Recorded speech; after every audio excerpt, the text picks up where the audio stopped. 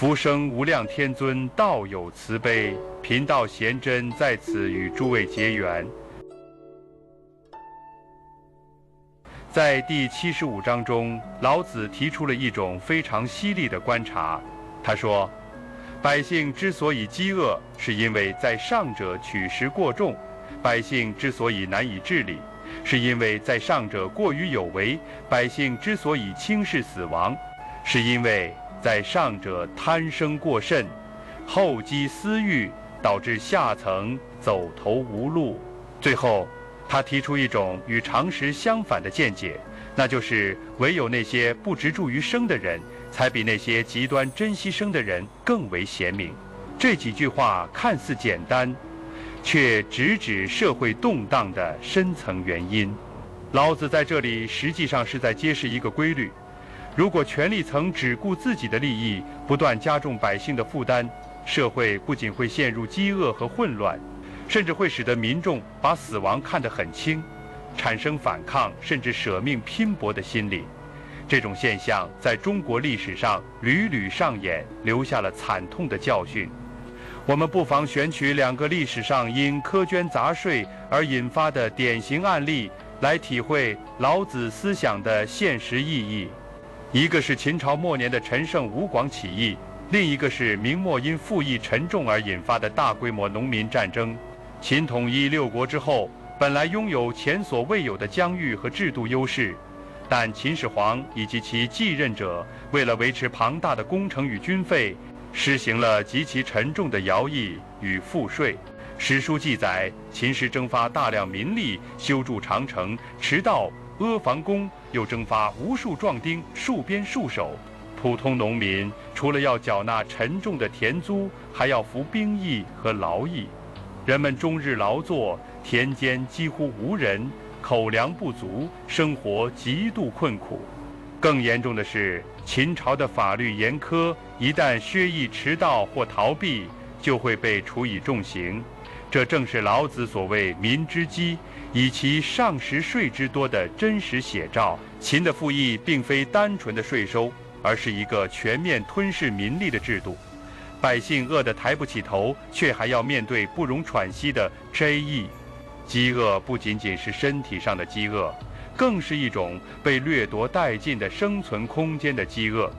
百姓既无田可耕，亦无力养家，自然对政权心怀怨恨。陈胜、吴广正是在这种背景下揭竿而起。据《史记》记载，他们本是被征发去戍守渔阳的小卒，途中因雨水阻路，按秦法误期击斩。于是他们明白，与其等死，不如起而反抗。陈胜那句“王侯将相宁有种乎”，实际上就是民轻死的典型体现。人们之所以敢于冒死造反，并非因为他们轻率，而是因为政权的压榨让他们失去了活路。老子说：“民之轻死，以其上求生之后。”这里完全得到了验证。秦朝统治者为了自身的长治久安和豪华享受，过度追求生的厚重，结果反而使得百姓把死亡看得极轻。最终的结果众所周知，秦朝在短短15年间就土崩瓦解。一个本来有可能延续数百年的大一统王朝，却因为上层欲望过度与赋役繁苛，迅速崩塌。老子之言在秦的灭亡上得到了最有力的历史证明。我们再看明末、明代中期以后，国家财政因对外用兵、宫廷奢侈、官僚腐败而日益紧张。为了填补亏空，朝廷不断加重赋役，尤其是摊丁入亩、辽饷、缴饷、练饷等各种名目的税收层出不穷。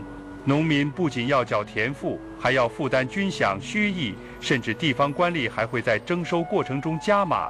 明代张居正实行一条鞭法，本意是简化税制，但到了晚期却沦为更沉重的剥削工具。因为在具体操作时，基层官员往往借机盘剥，使得农民负担不减反增。到了崇祯年间，北方灾荒频仍，百姓已经到了颗粒无收的地步，但税收依旧要按额征收。荒年无粮，农户只得卖儿卖女，甚至饿殍遍野。面对这种情形，农民大规模揭竿而起。李自成、张献忠等领导的农民军迅速壮大，直至推翻了明朝的统治。这里我们再次看到老子的预言：民之难治，以其上之有为。明朝末年，统治者不断在财政制度上动脑筋，发明各种新税收方式，结果却让社会更为难治。所谓有为，在老子看来，就是人为的过度干预，层层加码。与其说这些举措是治理，不如说是加害。结果不仅没有稳定社会，反而激起了更大的反抗。民之轻死的现象，在明末的农民军身上也得到体现。百姓本来最珍惜生命，可当活下去已经不可能，他们就不再畏惧死亡。李自成的口号均贫富，张献忠的暴烈屠杀，都反映出在极端压迫下，百姓的心理如何被彻底逼向绝境。秦朝与明末这两个历史时期相隔1000多年，却展现出惊人相似的逻辑。当政权过度争敛，赋役繁苛，百姓的生存就被剥夺，社会的稳定也随之破碎。老子的洞见并非空谈，而是深刻揭示了社会动乱的必然规律。从这两个案例，我们可以得到一个重要的启示：任何社会制度必须建立在普通人能够安身立命的基础上。一旦上层过分沉迷于自身的安逸与安全，不断加码对百姓的索取，那么结果必然是百姓不再畏死，社会随之难以治理。老子的提醒不仅是对古代统治者的警告，也是对今天的制度设计者的警醒。在当代社会，虽然我们已不再面临古代那种沉重的徭役，但各种形式的制度压力依旧存在，比如住房、教育、医疗成本的不断上升，就像变相的隐性税收挤压着人们的生活空间。社会制度如果只为上层利益集团服务，而不顾普通人的承受力，那么必然会引发不满和反弹。老子的智慧告诉我们，治理的关键在于节制，在于让百姓能够安然生活，而不是在于统治者的无穷欲望。在个人修养层面，老子的提醒同样深刻。人最自然的本能是求生，追求安稳与安全，这是人类共有的本能。但如果一个人过度执着于生，把一切价值和抉择都建立在如何保存生命、如何追求享乐的基础上，那么他反而会被这种欲望所囚禁。这样的人表面上是在维护自己的生命，实际上却失去了生命的自由与尊严。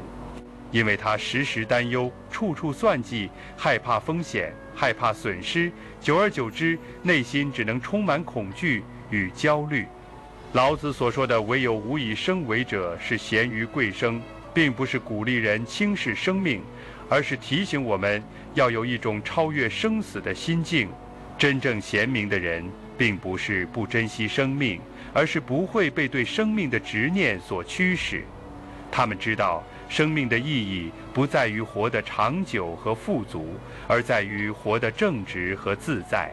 当外在环境充满威胁时，那些过度执着于生的人，可能会因为害怕失去而不择手段，而那些心中放下生死之执念的人，却能在关键时刻做出更符合道义与理性的抉择。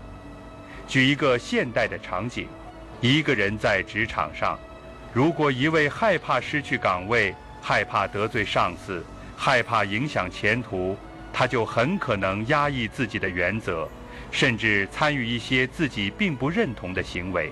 短期来看，他似乎保全了职位和收入，但长期来看，他失去了独立和尊严。而另一类人，即便面对压力，也能够把握住底线，不为了所谓的安全感而违背良知。这样的心态正是老子所说的贤于贵生。因此，在修养上，我们需要的是一种能面对不确定与风险的从容态度，懂得珍惜生命，但又不被对生命的恐惧牵着走。能享受生活却不沉迷于享乐，能把握生的价值却不被生死所困，这才是真正的自由，也是老子所推崇的贤明之道。因此，本章既是对政治的批判，也是对人生的提醒。节制欲望，珍惜平衡，才是社会与个体真正的生机所在。当我们转向下一章，会看到老子进一步把话题引向生命的根本状态。他会说，人生下来柔弱，死后坚强；草木生时柔脆，死后枯槁坚硬。由此展开柔弱胜刚强的道理。这不仅是生命哲学，也是社会哲学。倘若第75章告诉我们苛政与欲望会让人轻死，那么第76章就会告诉我们，唯有柔软与谦下才是长久的生存之道。欢迎在评论区分享你的感悟。《道德经》的智慧应该被更多人看见。关注频道，我们下期再见。